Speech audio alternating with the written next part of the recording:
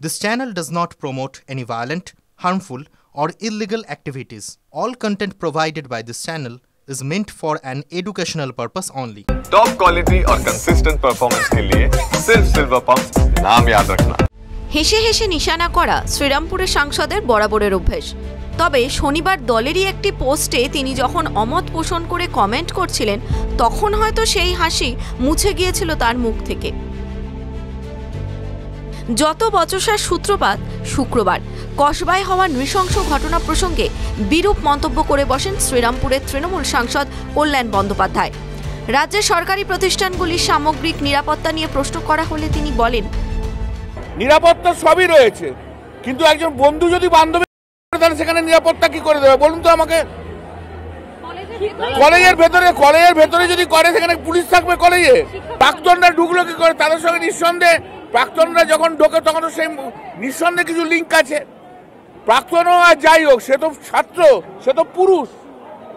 College কর্তৃপক্ষ যদি ব্যবস্থা না করতে হয়, কলেজ কর্তৃপক্ষের বিরুদ্ধে পদক্ষেপ নেওয়া উচিত। আর পদক্ষেপ নেওয়া উচিত। তাহলে যারা ঘুরছে, যাদের সঙ্গে ঘুরছে, তাদেরও ঠিক করা উচিত কাদের সঙ্গে ঘুরছে, কাদের সঙ্গে ঘুরছে না। এটা তো মানসিকতার পরিবর্তন যতক্ষণ না হবে ততক্ষণ হবে না।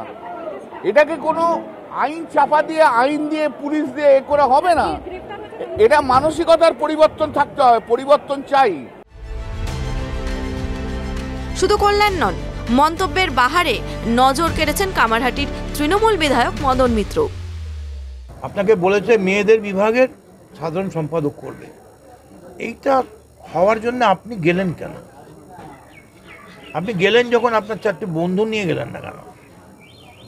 আপনার মা বাবাকে নিলেন না কেন? আমাদের পার্টির অন্যান্য কর্মীকে জানিয়ে গেলেন না কেন? একদম একা, কলেজটা পুরো ফাঁকা, আপনি চলে গেলেন। দুর্বৃত্তরা এই সুযোগের অ্যাডভান্টেজ নিল। নিরাপত্তা প্রদানের দায় কার? প্রশাসন নাকি কোনো ব্যক্তির নিজেরই? ধর্ষণের কি কোনো কারণ বা ব্যাখ্যা থাকতে পারে?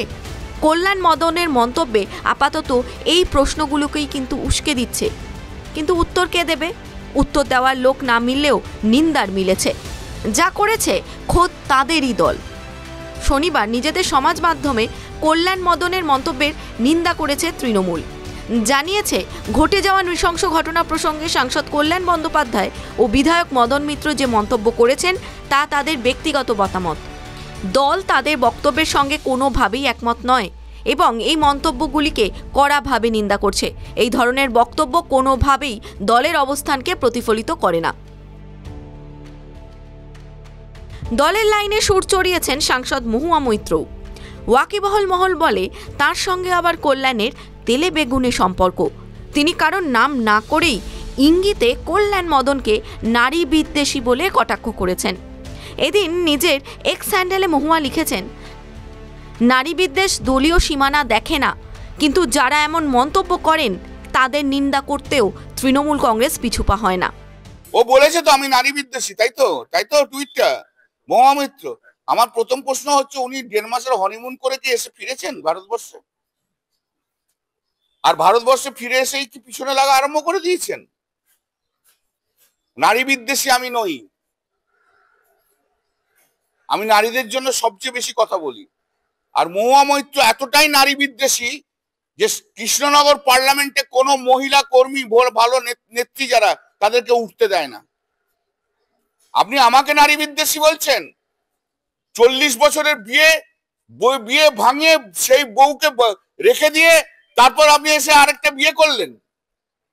তা কোন নারীর বুকে আপনি আঘাত মারলেন নিজের স্বার্থের জন্য? আর আমি নারী বিদ্বেষী? নারী বিদ্বেষী আমি নারীদের শ্রদ্ধা করি, সম্মান করি। এটা আমার কনস্টিটিউশন কেন সারা পশ্চিম বাংলা জানে। আমি একটি নারী hater, that is Mahua Moitra. I hate her. সমাজ মাধ্যমে যখন দলীয় লাইন সেট করছে তৃণমূল, সেই সময় তার নিন্দা করেই দলের করা পোস্টে গিয়ে কমেন্ট, অমত পোষণ ও বিরোধিতা করেন কল্যাণ। লিখলেন, দলের এই বক্তব্যের সঙ্গে আমি সহমত পোষণ করি না। তারা কি ঘুরপথে অপরাধীদের আশ্রয় দেওয়া নেতাদের সমর্থন করছে? যে সকল নেতারা এই ঘটনার সঙ্গে জড়িত তাদের বিরুদ্ধে কোনো পদক্ষেপ না নেওয়া পর্যন্ত পরিবর্তন আনা সম্ভব নয়। তাঁর সংযোজন।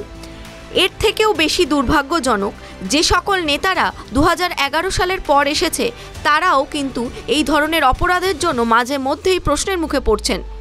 তবে আমি তাদের থেকে নিজেকে দূরে রাখতে চাই যারা এই অপরাধীদের উৎসাহ দেয়।